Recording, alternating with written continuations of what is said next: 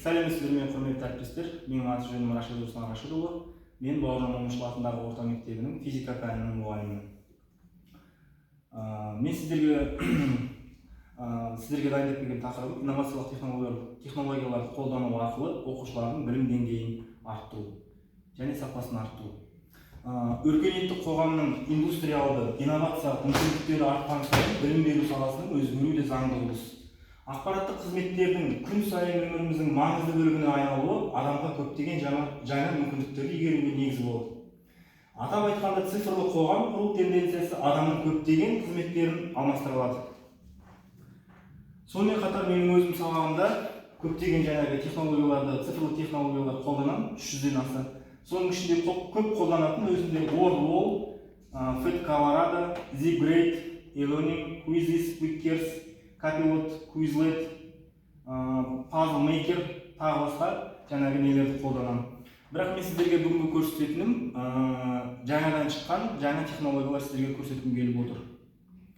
Ол дегеніміз біріншісі жаңағы Conquer жасанды интеллект платформасы. Бұның көмегімен біз жаңағы кез келген сөзді жазып, сол арқылы тест құрастыра аламыз.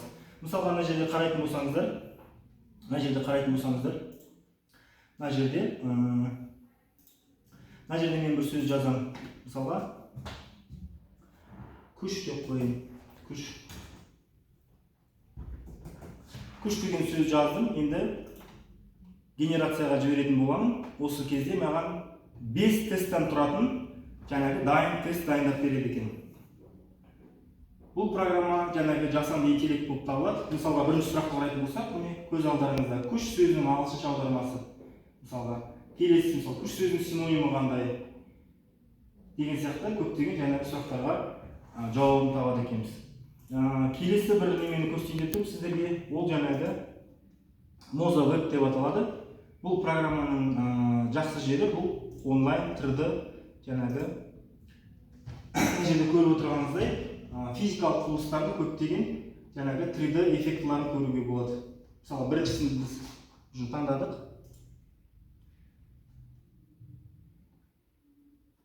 Осы жерде бұл программаның бір жақсы жері осы 3D-ның көмегімен түсіндіре алмайтын құбылыстарды түсіндіруге болады екен. Мына жерде қарап отырсақ, машинаның ішкі құрылысы, іштен жанғыш двигателін көруге болады. Мына жерде қарап отырсақ, двигательдердің қалай жұмыс жасап тұр бұл жерде. 4 цилиндрден тұрады, 4 поршеннен тұрады, клапандар қалай жұмыс жасап тұр. Мысалға, 4 тактіден тұрады енді. Осы 4 тактіні түсіндіргенге өте қолайлы екен. Мысалға, біріншісі сору құбылысы, жанар-жағармаймен ауа араласады. Екіншісі мысалға сығу құбылысы. Үшіншісі мысалға жұмыс жүрісі.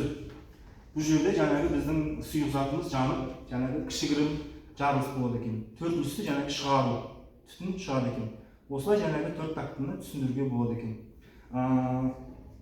Осы секілді көптеген құбылыстарды осылай түсіндіруге болады. Келесі сіздерге көрсететін цифрлық программам ол жаңағы Media.io деп аталады.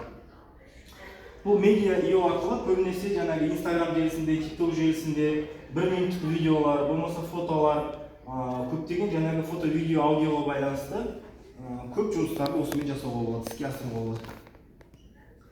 Одан кейін келесі көрсететім сіздерге Jauteka деген жаңағы программаны көрсетейін деп отырмын.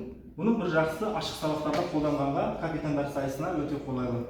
Бұл жерде мысалға үйдің іші тұрады, үйдің ішінде сұрақ жасырылған. Сұрақты мен қалай табамын? Ол үшін мен мына жерде тұрған жаңағы пультті, суды қолдана алады екен. Мысалға, мына жерде су тұр. Суды алып, мысалға, чайнектің ішіне құямыз.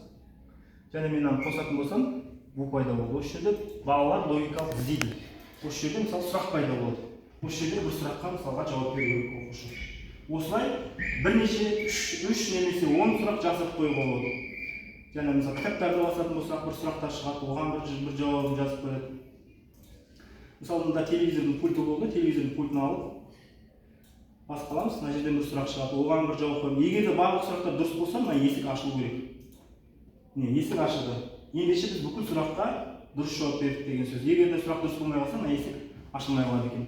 Одан кейін көрсетіп кететін тағы да бір цифрлық платформа мұғалімдерге, физиктерге өте қолайлы. Fed Colorado деп аталады. Бұл жерде жаңағы көп ауылдық мектептерде жаңағы құрал-жабдық тапшы, құрал-жабдық жоқ. және бұларды бір жақсы скачать етіп өзіңізге көшіріп алуға болады. Және осындағы кез келген құбылыспен жұмыс жасауға болады. Мысалға тозаңдары, тағы да басқа немелер.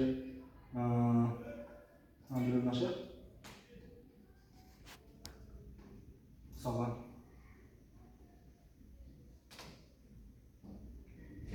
мына жерде өзімізге қарапайым тізбек құруға болады. Мысалға батарейка, сым жалғап қоямыз. Мына жерде шамды жалғауға болады. Шамды жалғап қоюға болады. Және сол арқылы оқушыға көрсетуге болады. Бұлар қалай жұмыс жасайтынын көрсетуге болады. Мына жерге кілт жалғап қоюға болады. Одан кейін келесі бірден жаңағы жалғап қояйық. Мысалға кілтті қосып тұрсақ, лампочка жанып тұр. Енді бұның қуаттылығын өзгертетін болсақ, бұл не істейді? Жарық болу керек. Мына жерде көрсетеміз. Мысалға кернеуін көбейтеміз. Кернеу көбейсе қуаты да көбейеді, жаңағы жарық өте күшті болып тұр. И электрондардың қозғалысында бала біліп отырады. Қай бағытта қозғалады, соларды түсіндіргенге өте қолайлы. Бізде вольтметр, одан кейін амперметр, көптеген құралдар бар мына жерде қолдануға болады. Осы жаңағы баяндамамды қорытындылай келе мынандай нәрсе айтқым келіп тұр. Жаңашыл ұстаз ол жаңағы мәдениетті болу керек, еңбекқор болу керек, техникалық сауатты, ой өрісі жан-жақты дамыған, шебер, ізденімпаз болу керек. Сол кезде ғана біз жаңағы оқушылардың жүрегіне жол табамыз деп ойлаймыз. Көптен көп рахмет.